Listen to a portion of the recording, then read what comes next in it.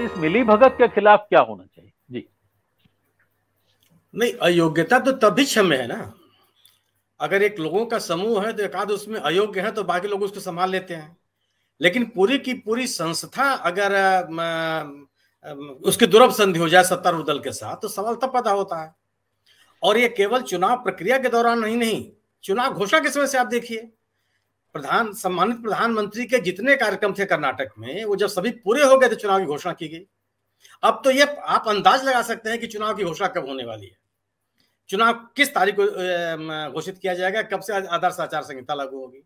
आदर्श आचार संहिता के उल्लंघन के किसी मामले का आप संज्ञान नहीं लेते हैं। विपक्षी दलों की जितनी भी शिकायतें होती हैं वह कभी भी इनके कभी संज्ञान लेते ही नहीं है।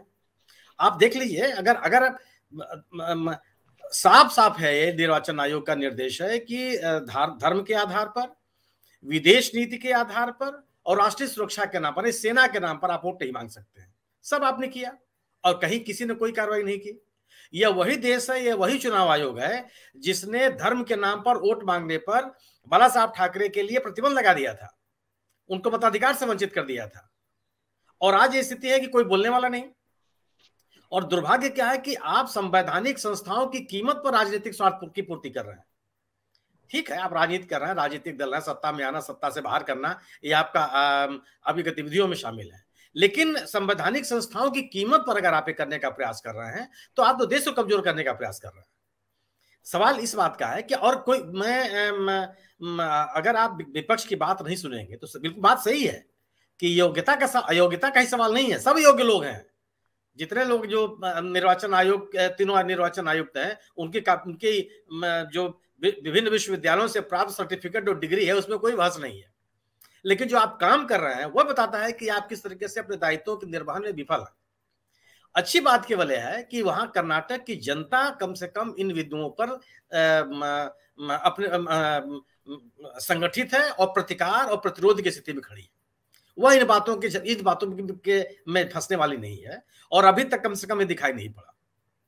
और स्थिति यही है कि मतलब अगर ये लोगों के बीच में और जो सिविल सोसाइटीज है, इन्हीं से आप उम्मीद कर सकते हैं कुछ।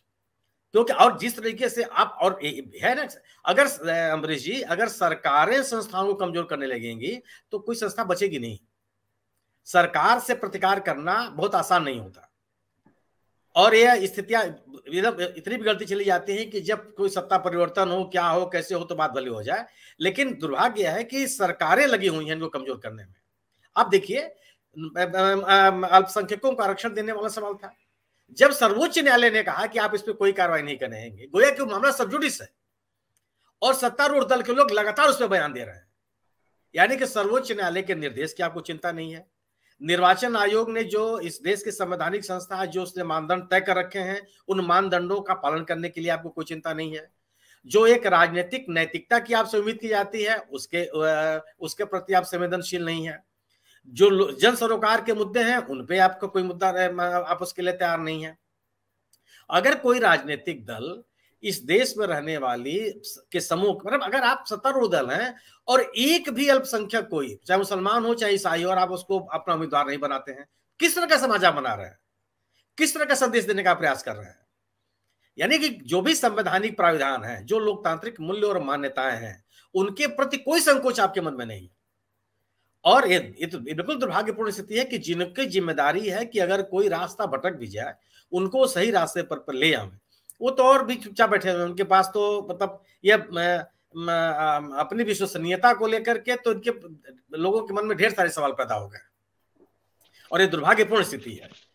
लेकिन ये जरूर है कि हम लोग उम्मीद कर सकते हैं कि लोगों के बीच में इन चीजों का कोई असर नहीं पड़ने वाला, नहीं पड़ता दिख रहा है। जो कम से कम आज कर्नाटक में स्थिति है, तमाम जगह लोग इसका प्रतिकार कर रहे हैं, संगठित हैं और विभिन्न समूह के लोग उन चीजों को लेकर के, जो सत्तारूढ़ दल की गतिविधियां हैं उनको लेकर के उनके मन में रोष है और वह रोष दिख भी रहा है।